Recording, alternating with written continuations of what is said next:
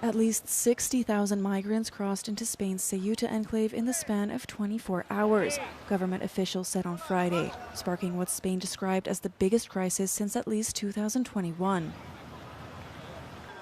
The border crisis boiled over on Thursday and escalated overnight as Spain deployed its military to restore order. Dozens of people have died trying to reach the Spanish territory bordering Morocco, police sources said. France said it will tighten its border with Spain, announcing the activation of the Rapid Intervention Border Force for in-depth inspections. Italy called for Spain to be excluded from Europe's Schengen open border zone, prompting Spain to summon Italy's ambassador and accuse Rome of using the crisis for political gain. A Spanish Supreme Court ruled earlier this month that immediate returns of migrants crossing the border illegally did not apply to those arriving by sea. Spain's Prime Minister Pedro Sanchez said on Friday that the sudden influx of migrants was caused by trafficking mafias spreading false rumors about the recent court ruling, which does not apply to land border crossings. Hamas says it has agreed to a deal announced on Thursday by U.S. President Donald Trump to disarm the group and pave the way for Israeli withdrawal from Gaza and the reconstruction of the enclave. Trump earlier hailed the deal as historic and monumental, noting that the Board of Peace he created in January agreed to it to put to action his 20-point peace plan for Gaza. The deal, according to the U.S. president, will be carefully structured in phases, first beginning with the complete disarmament of Hamas and all other groups, and then moving on to the IDF's retreat. After both those steps are completed, a technocratic government run by former UK Prime Minister Tony Blair will then be appointed to work alongside Palestinian officials to govern the territory and oversee its reconstruction. Trump did not detail a specific timeline in his announcement, but officials familiar with the matter have indicated that they expect the disarmament process to be completed within the coming 2 weeks. They added that Hamas's surrendering of heavy weapons and the decommissioning of its tunnels is a process expected to take between 200 and 350 days. Israeli Prime Minister Benjamin Netanyahu has repeatedly stated that his country will not withdraw its troops from Gaza until all weapons are turned over and Hamas is dismantled.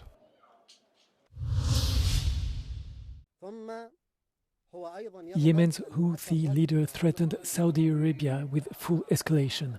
The announcement came hours before Riyadh announced a new maritime defense coalition to counter the Iran-backed group's expanding campaign against Red Sea shipping. Abdul Malik al-Houthi accused Saudi Arabia of keeping Yemen in a deliberate cycle of economic and political crisis.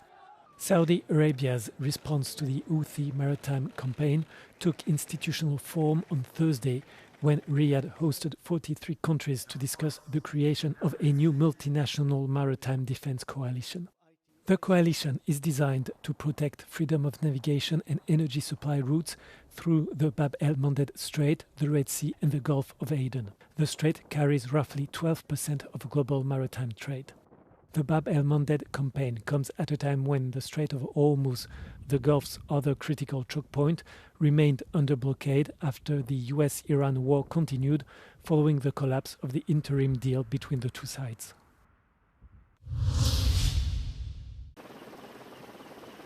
The United Kingdom has announced its plans to invest €9.8 billion for the next phase of its Dreadnought-class nuclear submarine program. BAE Systems has been tasked with delivering 4 submarines as part of Britain's nuclear deterrent. The Defence Secretary and I are here today to confirm, after the agreement that was reached around the Defence Investment Plan, £8.4 billion investment in the new Dreadnought class of submarine for our continuous at-sea deterrent.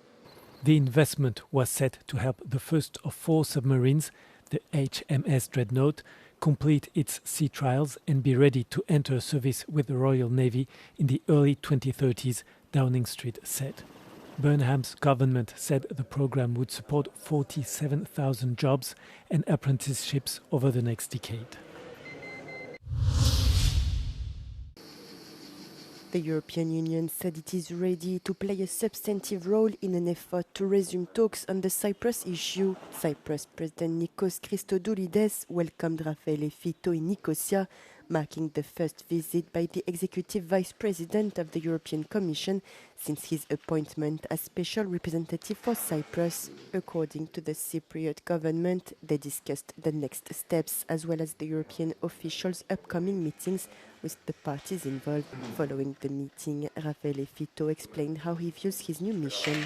The European Union wants to give a very clear message. We want to work, to participate with a very important role in the process. We want to follow clearly the UN process, because it is very important for us to give our very important and positive contribution this way.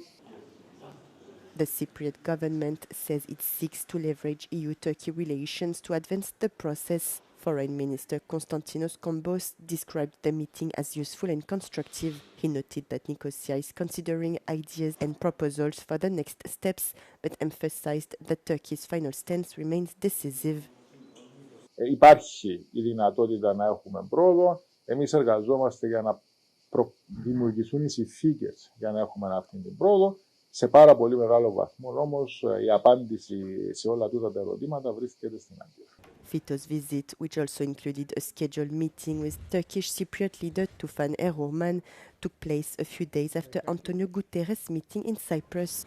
The UN Secretary General said he hopes to convene fresh talks between the two sides, provided that progress is made with confidence-building measures and the methodology and substance of any talks that may take place. In their quest World football's governing body FIFA has vowed to press ahead with a controversial private investment plan despite widespread opposition to the proposal. On Thursday, Europe's football union UEFA declared it would boycott future FIFA World Cup competitions if it went ahead with Gianni Infantino's plan. Later, North and Central America's CONCACAF shared that all 41 of its member associations also rejected FIFA's proposal to sell a stake in the business operations of the World Cup. Infantino's project was announced on Tuesday when he wrote to members that if they approved of the proposed FIFA Forward Enterprise commercial subsidiary, 20% owned by private investors, their funding would double to $20 million for the next 4 years. Infantino has proposed FFE would run events such as the World Cup and Club World Cup. The core investor would be a New York investment firm created by Joshua Kushner, the brother of U.S. President Donald Trump's son-in-law Jared Kushner. While FIFA said it would go ahead with the consultation process for the proposal, it appeared to then back off from the commercial subsidiary, saying without the support of its 211 member associations, FFE would not be established.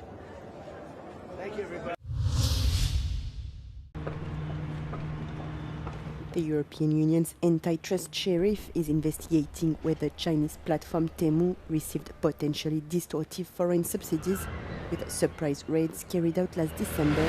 The European Commission said Temu has infringed its duty to actively cooperate on multiple aspects related to the conduct of the inspection at the premises of its subsidiary Wellco in Dublin.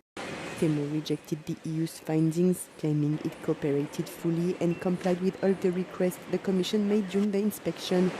The EU accuses Temu of not providing information related to its activities in the EU, its IT tools and the systems it uses.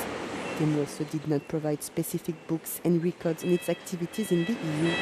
The EU's accusation only relates to the December 2025 inspections, and Temu now has the right to reply to Brussels' concerns. Temu also categorically denied receiving unfair foreign subsidies. The online marketplace has 130 million users in the EU, nearly a third of the bloc's population, making it one of the biggest online retailers in Europe. Apple has beaten market expectations in its latest quarterly results, generating almost $110 billion in revenue, up 16% year-on-year. The record June quarter was driven by strong demand, with iPhone sales rising almost 22% to over $54 billion and Mac revenue jumping nearly 29%. However, the stellar performance was overshadowed by a weaker outlook. Apple warned that rising memory chip costs and AI-driven supply constraints will slow current quarter growth to between 9% and 11%, causing shares to fall by up to 8% in after-hours trading. The company will also no longer benefit from the tariff refunds that boosted its latest profit margin. The financial report marks the final earnings call for Chief Executive Tim Cook, who is stepping down after 15 years. Hardware engineering chief John Ternus will take over as chief executive on September the 1st.